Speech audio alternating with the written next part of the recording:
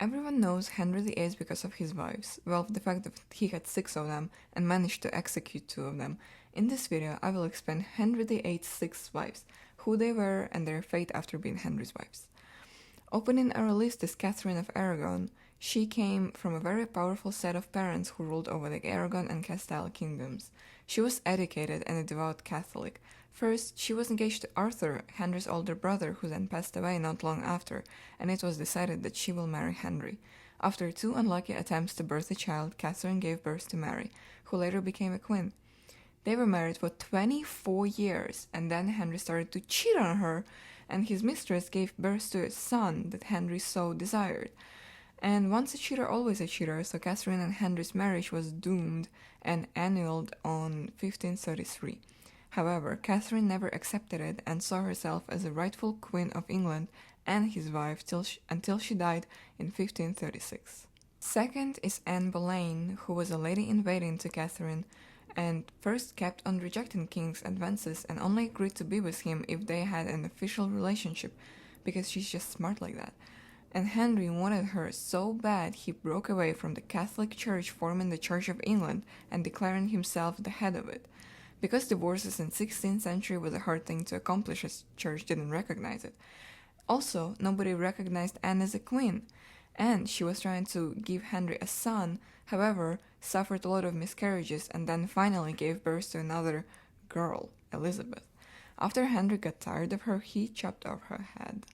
He first made sure to make it look like it was deserved, and after being tried on charges of adultery, incest, and treason, Anne was found guilty, most likely wrongly, by a jury, which also included her once fiancé, Henry Percy. That's what she got for not being able to bear a son and not keeping quiet about Henry's being a cheater. The only one he truly loved, his third wife, Jane Seymour, was able to give him a son who actually survived. No way! Just like Henry's second wife, Jane was a lady in waiting to the queen she would later replace. She was not as educated as 2 previous wives and was generally very calm and gentle. She gave birth to a son who would later become a King Edward VI. But she died shortly after giving birth and was not even able to see her son. Jane died at the age of 29 and was the only one of Henry's wife to be given a queen's funeral, and he also chose to be buried with her upon his own death.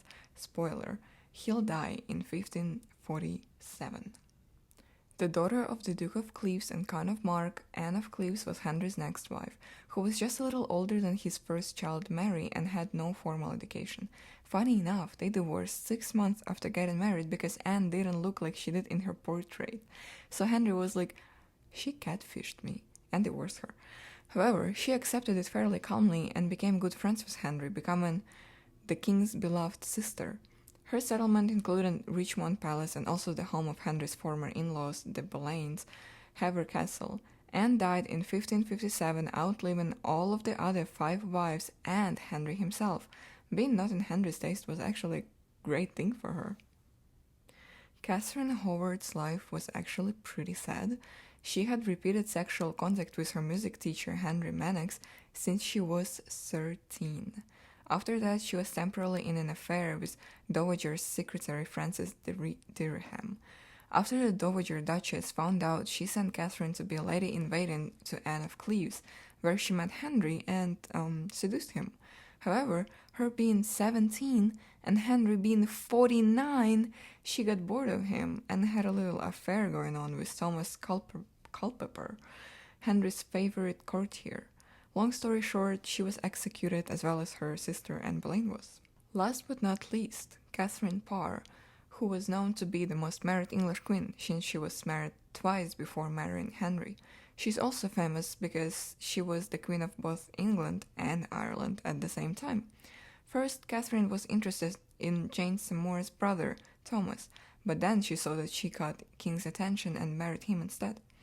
Catherine was a Protestant and faced a plot to get rid of her but by anti-Protestants. However, they failed, and she was able to reconcile with her husband and avoid being beheaded. Another thing that makes her stand out is that she was 30 years old and a scholar. She was also able to write and publish a book under her own name. When Henry died, he left her a lot of money and privileges. Catherine married again to Thomas Seymour, but after she had given birth to her only child, she died several days later.